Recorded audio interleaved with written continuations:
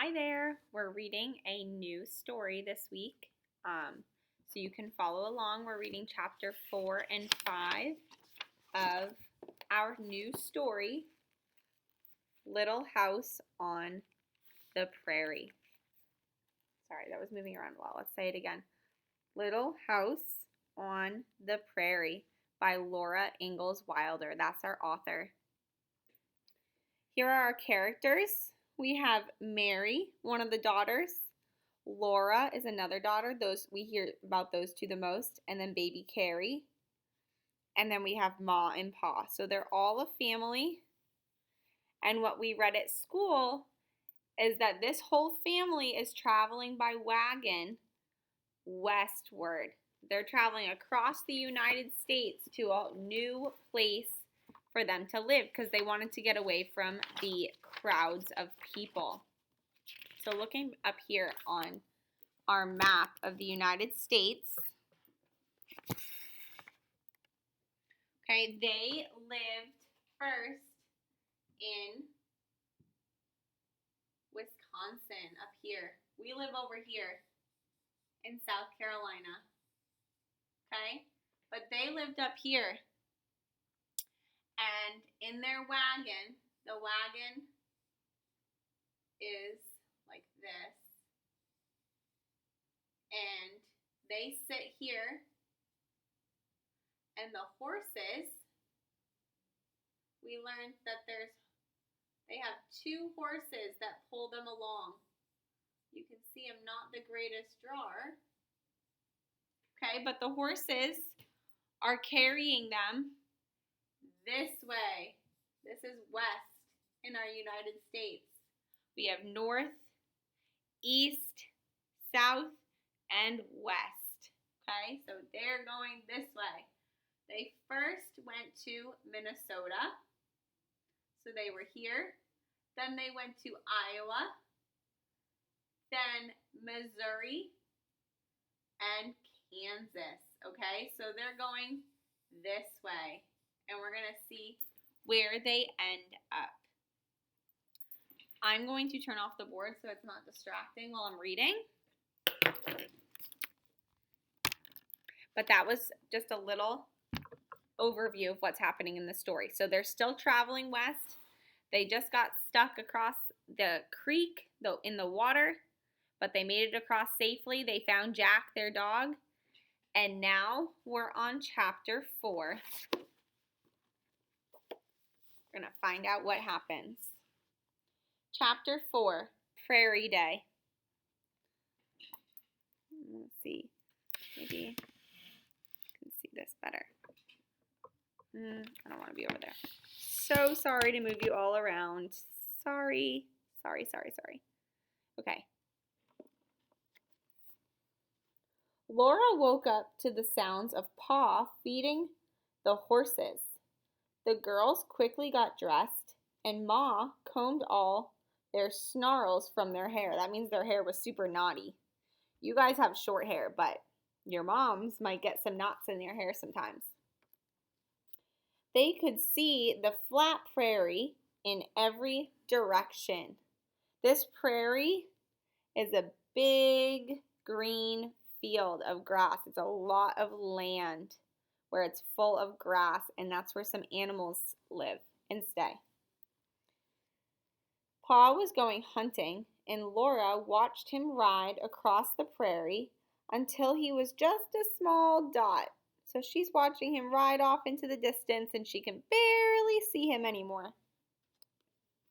Prairie life was hard. Ma did the washing in a wooden tub. She washed all the sheets, clothes, and underthings and spread them over the grass to dry. So instead of a washing machine or a dryer that you might use, they didn't have that there. So they had to wash their clothes in the bathtub, just like you wash yourself in the bathtub. That's where they washed their clothes. Laura and Mary explored the area, tried to catch a gopher, and picked flowers. Laura wondered if she would get to see a papoose since they were in Indian country. This word papoose, that's a fancy word for a child. Okay, a child in Indian culture. That's a different culture. But it's just a child. She was really excited to see like a baby or another kid her age to play with. Prairie life was hard. Read that with me. Prairie life was hard. Late in the afternoon, Pa came across the prairie back to camp. They ate the game he killed, and he played the fiddle after dinner. Laura fell asleep listening to Pa's fiddle. Okay, so point to fiddle. That's like a little violin. And he would play it every single night. It plays music. And he would play it, and Laura would fall asleep to it at nighttime. So let's flip into our question book to chapter 4.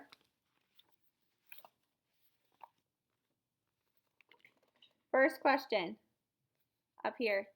What did Laura hope to see now that they were out west? A school, a buffalo, or a papoose? Remember, the papoose is like a little child. Number 2. What did Pa do after supper most evenings? He played the fiddle and sang. He put the horses away and went to bed. Or he helped wash the dishes. Once you're done with that, we are going to continue to chapter 5.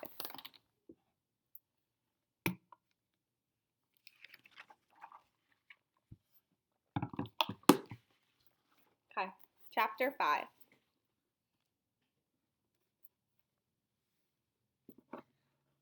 Oh, hate to move you again, but I gotta move down here. Sorry.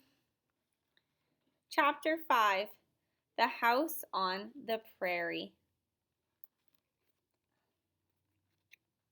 The family got up before the sun. While the girls got dressed and ate breakfast, Pa loaded the wagon. They rode across the prairie where there were no wagon tracks to follow, just the wind blowing through the grass.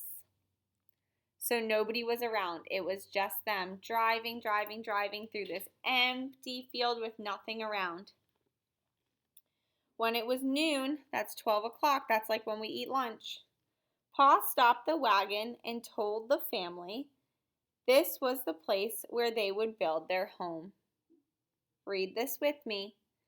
The family found a new home.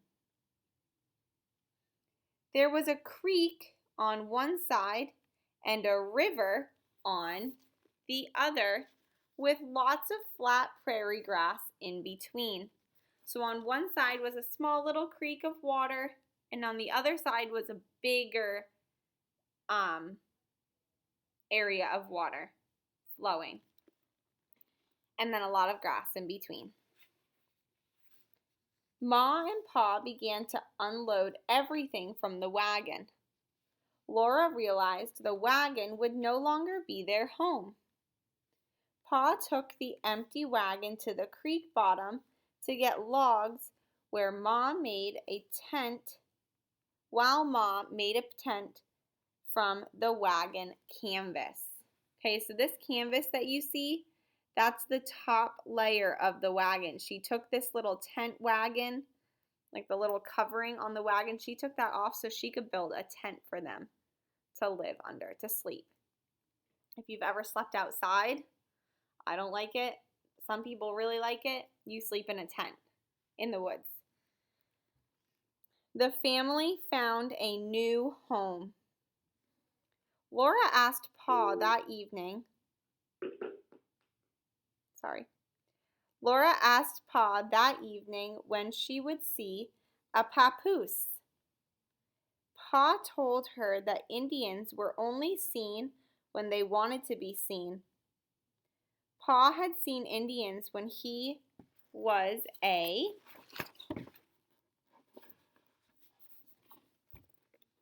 young boy in New York State. Pa hauled logs from the creek for many days. He made 2 piles, one for the house and one for the stable. The stable is where the horses will stay. He worked on the house first, starting with the biggest logs. He cut wedges and fit logs together to make walls, like walls of a house or of our school or of any building.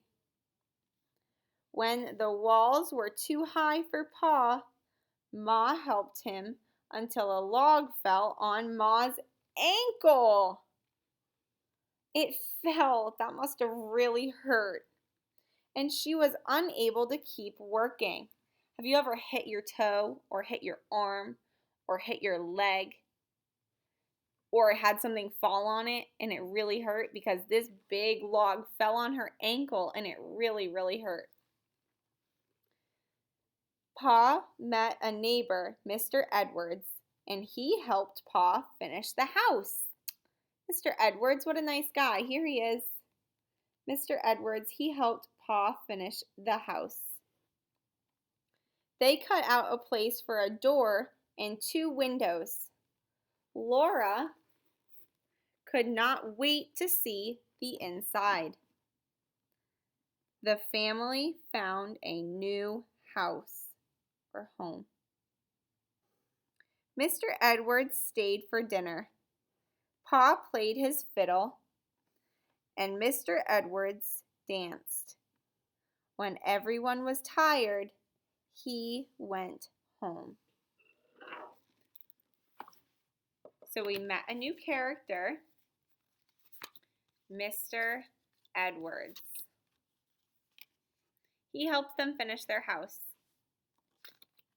He helped Pa do that. Pa was building their house. Ma was helping, but then a log fell on her ankle. Poor girl. Laura's really waiting for another papoose. She's waiting for a friend to play with. And then we have Mary, who's the other sister. I'm not sure what she's doing in this story. We haven't found out, but I'm sure she wants to see a papoose too.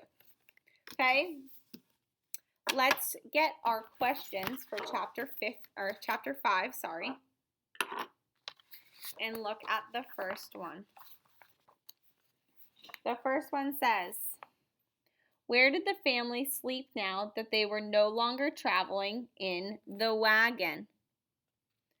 Did they sleep in the house, in a hotel, or a tent made from the canvas top?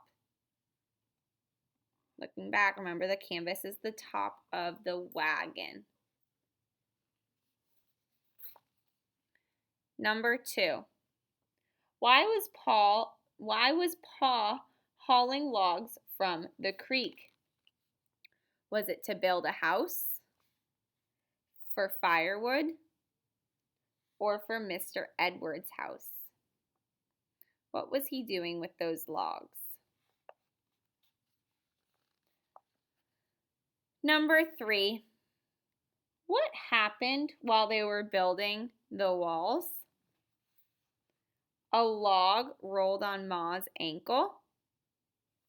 A storm blew the house down. Or the Indians came and helped. And number 4, how did Pa finish the walls? Laura climbed the ladder. Ma stood on the roof.